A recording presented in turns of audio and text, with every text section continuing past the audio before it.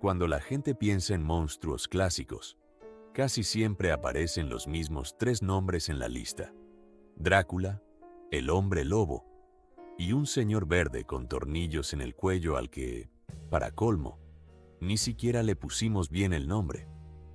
Porque aquí va el primer spoiler gratuito del video. Frankenstein no es el monstruo. Frankenstein es el científico.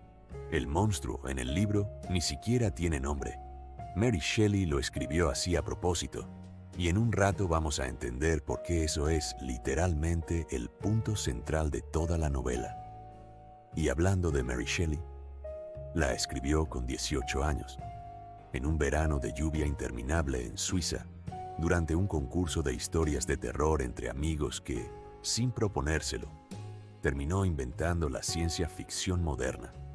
O sea que la próxima vez que alguien te diga que a los 18 no se puede lograr nada serio, ya tienes con qué responder.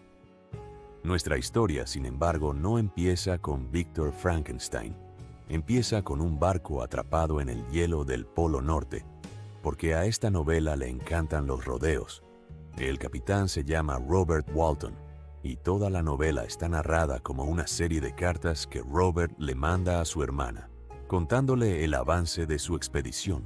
Robert es de esas personas que confunden tener un sueño con tener un plan de supervivencia, así que se ha lanzado a explorar el Ártico sin demasiada consideración por el pequeño detalle de que ahí uno se puede morir con facilidad pasmosa. Y justo cuando el barco queda varado en el hielo, la tripulación encuentra, tirado sobre un témpano, medio congelado y más flaco que un fideo, a un hombre llamado Victor Frankenstein. Lo suben a bordo, lo alimentan, y en cuanto recupera un poco de fuerza, Víctor hace lo que hace cualquier persona emocionalmente estable después de una crisis existencial: contarle absolutamente todo a un desconocido que apenas conoce.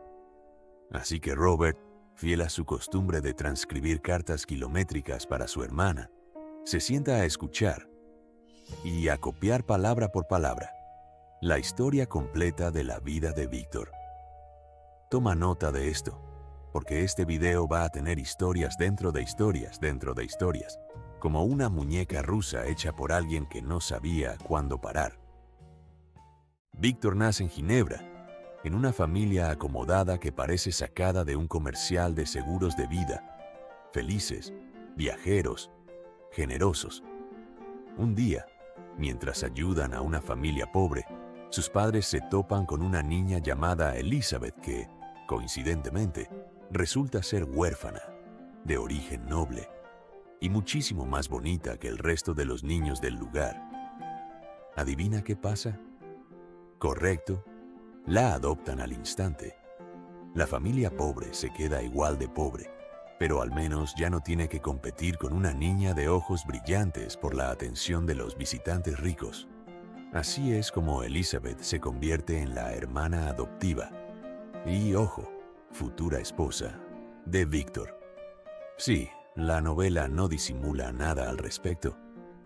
Crecen juntos en una casa de campo idílica, con vista a los Alpes, rodeados de tanta armonía que ya uno empieza a sospechar que algo tiene que salir mal, y muy mal, más adelante. Elizabeth tiene alma de poeta y se dedica a apreciar la belleza de la naturaleza. Víctor, en cambio, quiere diseccionarla. Desde niño devora libros de alquimia y filosofía natural, con una obsesión que hoy en día probablemente calificaría para un loquero, pero que en 1790 simplemente calificaba como vocación. Y también tiene un mejor amigo, Henry Clerval, optimista, cariñoso, sin una sola neurosis existencial. Prácticamente existe en la novela para hacer quedar mal por comparación a todos los demás. Todo esto cambia cuando Víctor se va a estudiar a la Universidad de Ingolstadt. Y no, esto no es una novela sobre lo peligroso que es salir de tu burbuja, ni de lo corrompida que puede ser la educación superior. Tranquilos, esta vez la crisis no es ideológica, es directamente científica. Víctor llega a la universidad con la fantasía de ser el más inteligente del salón y descubre, como le pasa a más de uno en su primer semestre, que ahí todos son igual de inteligentes que él. Pero en vez de tener una crisis de autoestima normal, a Víctor se le ocurre una solución muchísimo más ambiciosa: demostrar que puede superar a la naturaleza misma. En 2 años, con ayuda de un profesor, absorbe toda la química, la anatomía y la fisiología disponibles y empieza a obsesionarse con una pregunta que definitivamente no entra en el temario oficial. ¿Qué es exactamente lo que separa la vida de la muerte? ¿Y cómo se le puede dar la vuelta a ese interruptor? Otro spoiler: lo descubre. En 5 frases, la novela literalmente se salta el cómo. Mary Shelley jamás explica el método. Y eso, dato curioso, es enteramente responsabilidad de las películas posteriores. El rayo, la tormenta, la palanca gigante. Nada de eso está en el libro. Aquí Víctor simplemente lo resuelve, como quien encuentra la solución a un crucigrama particularmente complicado. Así que hace lo más razonable con ese conocimiento. Decide construir un ser humano desde cero, usando partes recolectadas de cementerios, mataderos y salas de disección. Convierte su cuarto en un taller macabro. Se aísla del mundo, deja de comer bien, deja de dormir, y durante casi 1 año se consume en el proyecto como quien se obsesiona con terminar una serie completa en un fin de semana, salvo que el final de temporada, en este caso, es un cadáver reanimado. Llega noviembre y Víctor por fin termina su obra. Un hombre enorme, de casi 2,5 metros, ensamblado con las piezas más bellas que pudo conseguir. Y aquí viene otra corrección importante para el imaginario colectivo. En el libro, la criatura no es un bloque verde y torpe con tornillos en el cuello. Es, en teoría, hermosa, salvo por un detalle que Víctor no calculó bien: los ojos. En el instante exacto en que la criatura abre esos ojos amarillentos y acuosos, Víctor entra en pánico total. Decide que el experimento fue un fracaso y hace lo que cualquier padre responsable haría en su lugar: huir de la habitación y tomar una siesta. Se despierta, encuentra a la criatura mirándolo fijamente sobre la cama y vuelve a entrar en pánico, esta vez saliendo corriendo a la calle en plena noche. O sea, Víctor le dedica a su creación en total unos 5 minutos de paternidad antes de abandonarla a su suerte. Ni el peor jefe del mundo despide a alguien tan rápido en su primer día. Cuando por fin reúne el valor para volver a su cuarto, acompañado por su amigo Clerval, que llegó a buscarlo porque nadie sabía de él hacía meses, descubre que la criatura ya no está.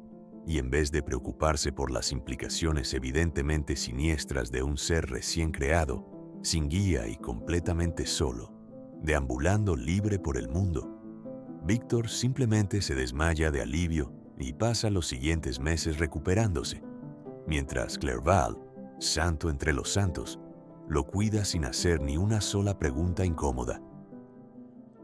Antes de seguir, una pausa rápida. Si te está gustando el contenido, dale clic a la campanita de abajo. Listo, continuamos. Aquí la novela hace algo que muy pocas historias de terror se atreven a hacer. Nos deja escuchar la versión de la criatura. Meses después, cuando Víctor la vuelve a encontrar, convenientemente en medio de una tormenta, porque el clima en esta novela siempre sabe exactamente cuándo ponerse dramático, la criatura le exige que se siente a escuchar su historia.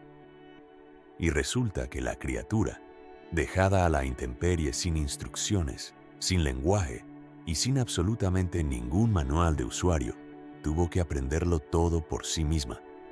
Descubre el fuego y aprende, de la peor manera posible, que quema. Aprende a distinguir comida y finalmente encuentra refugio cerca de la choza de una familia pobre, a la que espía durante meses, aprendiendo su idioma, sus costumbres incluso su historia familiar completa, sin que ellos jamás lo sepan. Ese detalle importa mucho, porque la criatura no nace malvada, nace curiosa, incluso amable. Y lo único que quiere, después de observar a esa familia con devoción durante tanto tiempo, es que alguien, cualquiera, lo acepte. Así que un día, aprovechando que el padre de la familia es ciego y por lo tanto no puede reaccionar con horror a su aspecto, entra a conversar con él. Y por primera vez en su existencia, alguien le habla con calidez, dura, literalmente, unos minutos.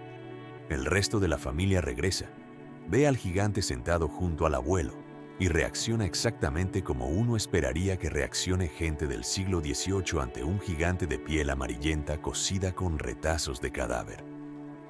Huyen, lo golpean, se mudan de la zona esa misma noche.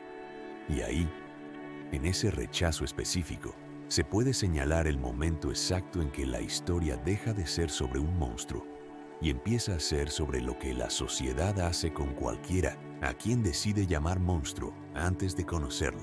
La criatura, destrozada, quema la choza vacía en un ataque de rabia, su primer acto verdaderamente destructivo, y sale a buscar a su creador para exigirle explicaciones. En el camino se topa, por pura mala suerte, con un niño que resulta ser nada menos que William, el hermano menor de Víctor.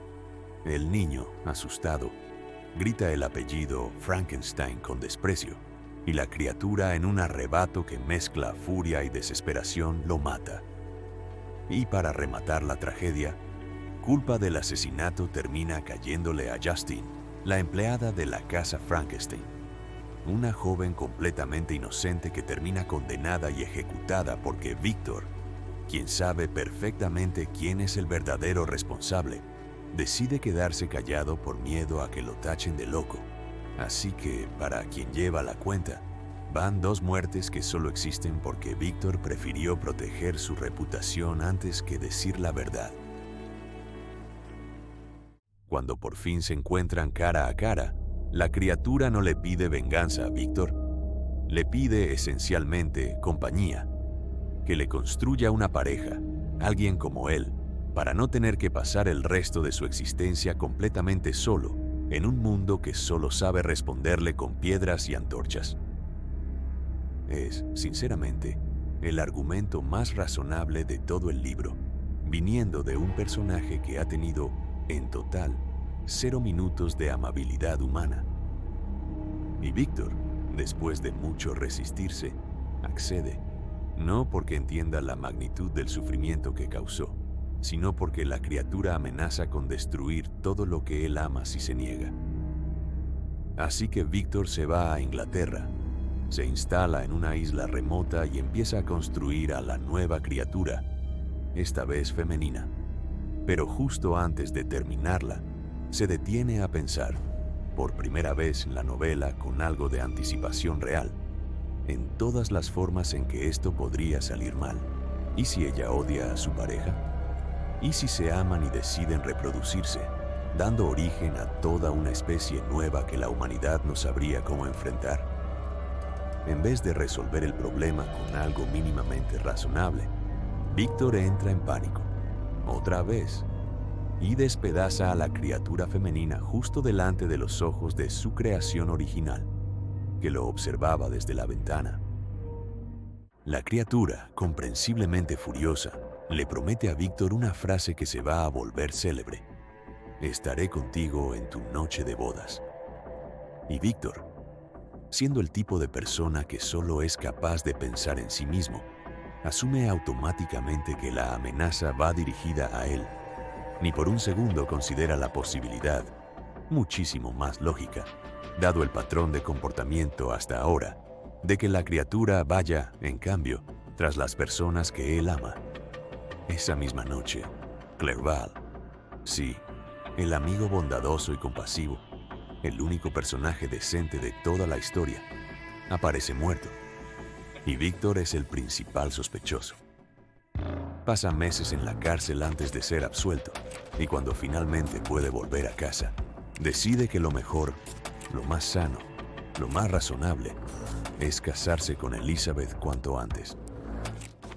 Se casan y esa misma noche, mientras Víctor recorre la casa armado y alerta, convencido de que el peligro va dirigido a él, la criatura entra por la ventana de la habitación y mata a Elizabeth. Así que si estás llevando la cuenta de daños colaterales causados exclusivamente porque Víctor jamás fue capaz de anticipar lo obvio, van 3 muertes directamente atribuibles a su ceguera selectiva, sin contar la suya propia. Devastado, Víctor jura perseguir a la criatura hasta el fin del mundo, literalmente, y esa persecución lo lleva hacia el norte, cada vez más cerca del Ártico, hasta que termina exactamente donde empezó nuestra historia, varado sobre el hielo, muriendo de frío, rescatado por el capitán Walton. De vuelta en el presente, el barco de Walton queda atrapado entre bloques de hielo y su tripulación, con más sentido común del que tuvo Víctor en toda la novela, le exige regresar antes de que todos mueran en la expedición. Walton, después de escuchar de primera mano hasta dónde puede llevar a alguien la obsesión sin límites, decide dar marcha atrás. Víctor muere poco después, a bordo, consumido por el mismo agotamiento que lo persiguió desde el día en que decidió jugar a ser Dios. Y justo cuando todo parece terminar, la criatura aparece una última vez, junto al cuerpo de su creador, para llorarlo, genuinamente, antes de anunciar que también él va a desaparecer, internándose en el hielo hasta perderse de vista para siempre. Y ahí termina la novela, no con una batalla, no con una revancha, sino con 2 seres, el creador y su creación, igual de solos, igual de destruidos por la misma obsesión, mirándose el uno al otro sin encontrar jamás nada parecido al perdón. Así que la próxima vez que alguien te diga, esto es un monstruo de Frankenstein, conviene recordarle amablemente que, técnicamente, el monstruo nunca tuvo nombre y que, en el fondo, el verdadero terror de esta historia nunca estuvo en la criatura, sino en la persona que la creó y después decidió que no era asunto suyo.